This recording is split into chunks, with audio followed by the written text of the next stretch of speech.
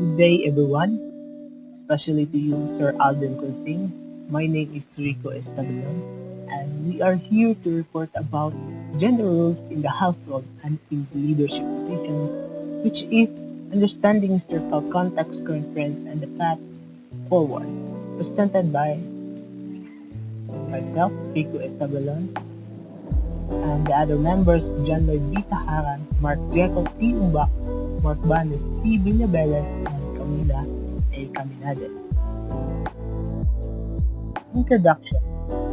Gender roles are societal expectations based on gender. So, gender roles, societal constructs. So, they aren't inherent, but rather expectations imposed by society based on an individual perceived gender. So, next is the impact household dynamics and leadership participation. So, impact on household and leadership. So, these expectations significantly influence how households function, who participates in leadership positions. So, traditional gender roles often limit opportunities for women in leadership and place disproportionate burdens on women in household management. So, next is significant evolution has occurred but challenges remain. So, ongoing evolution and challenges. While societal views on gender roles have evolved, significant challenges remain. This suggests that this presentation will delve in the complexities and ongoing struggles related to gender equality. Historical background. So, traditional patriarchy. Men is equal to providers and women is equal to caregivers. So, traditional patriarchy. Historically, societies were largely patriarchal, assigning men the role of primary providers and women the role of caregivers. So this division of labor was deeply ingrained in social structures rather. So next is industrial and post-war eras reinforced gender labor. So industrial and post-war era. So the industrial revolution and post-war periods, while bringing progress in some areas, often reinforced gender labor divisions, then continued to dominate certain industries while women were often relegated to specific roles, so often lower paying and less prestigious.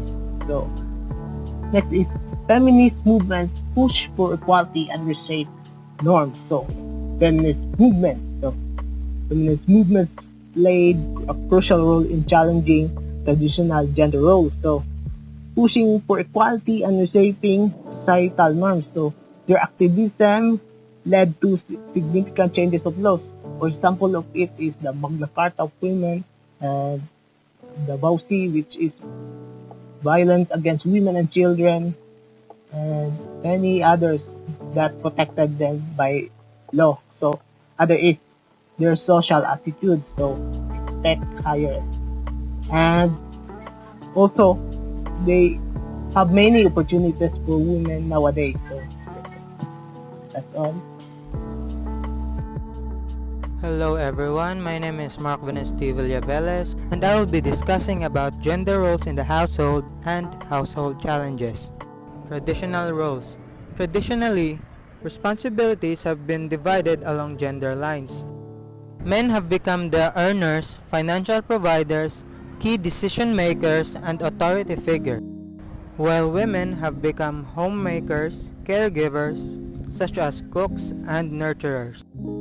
These roles were reinforced through media, religion, education, and family customs, as seen in most of the recorded history of mankind. Modern shifts. Due to modernity, the traditional outlook on gender roles in the household has slowly been in decline. That is why it is no longer uncommon to see dual-income families or strange that the growing number of stay-at-home dads are increasing. Shared parenting has also become normalized. Household challenges. Though it is saddening, women still do more unpaid domestic work. Women often manage household planning, and due to the nature of this task, it could take a toll on their mental well-being. Even though there are many movements that help change gender roles, the cultural resistance still persists in many areas. Hi everyone, I am Camila A. Caminat. I'll be discussing the gender roles in leadership positions, mainly focusing on the representation and the struggles of women as leaders. For centuries, men have dominated leadership roles and women were often excluded or overlooked. For instance, in politics, women had little to no presence in the executive and legislative bodies. In fact, here in the Philippines, we only have 2 women as presidents. First was Cory Aquino, and the second one was Gloria Macapagal Arroyo. Another example is in academia, especially in fields like engineering. Leadership and faculty roles were traditionally male-led, and women had to work twice as hard just to be seen. The good news is, today, more women are stepping into leadership roles. However, the gap still remains. Here are the major reasons why. First, we have the glass ceiling, implicit bias, and double bind that block women from reaching the top. People assume women aren't smart or strong enough to lead. And when a woman do take charge, they're often called bossy instead of confident. These stereotypes make it harder for women to be accepted as leaders. Next is the work-life conflict. Women are expected to handle most of the household duties. So if a woman chooses a leadership role, society often expects her to do both flawlessly, unlike men who are usually expected to focus only on their careers. Lastly, women lack mentorship. Women are expected to be housewives and mothers, and that they grow up being taught to be obedient or reserved, not to lead.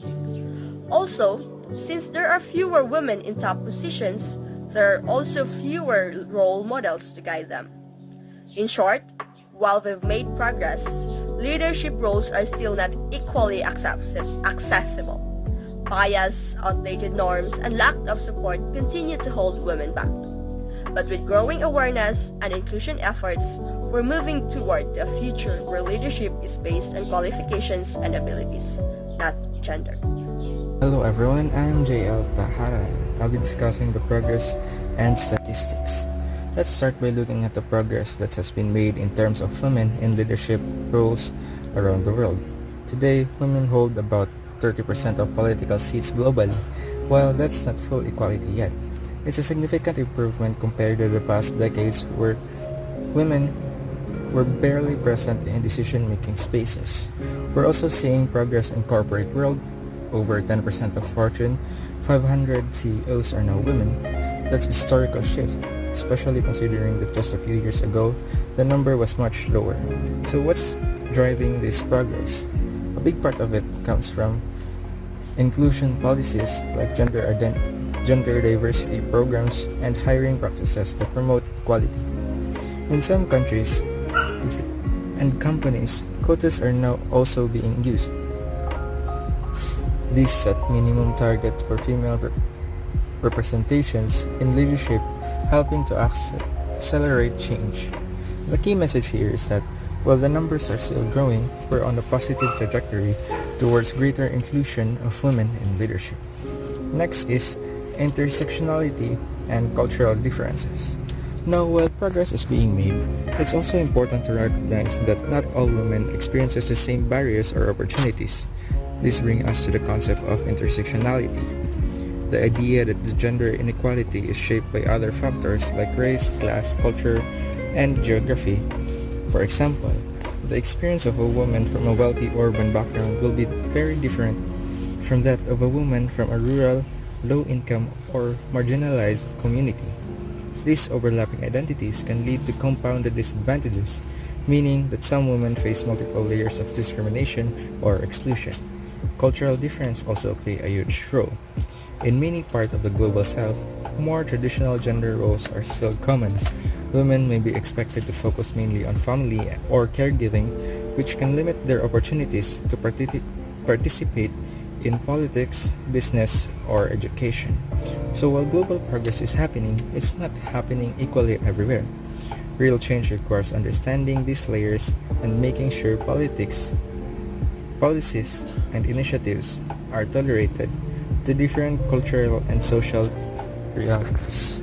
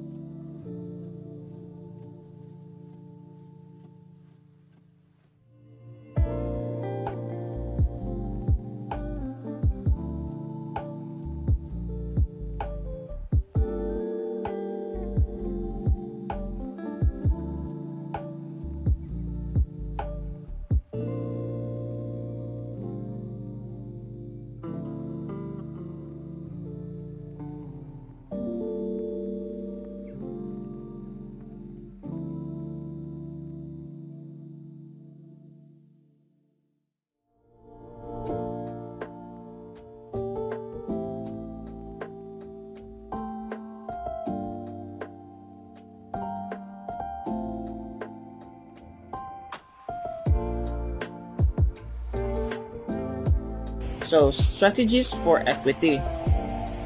First, promote flexible work and shared caregiving.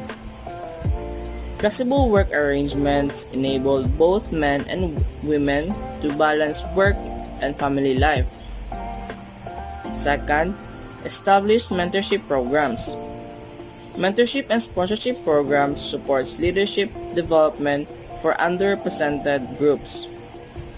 Third, implement bias training and equal pay audits.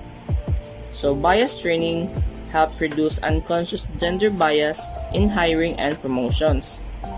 So equal pay audits regularly review and address wage disparities. The fourth one is advocate for inclusive policies in all sectors. Supportive policies includes paid parental leaves, affordable childcare, and family-friendly workplace cultures.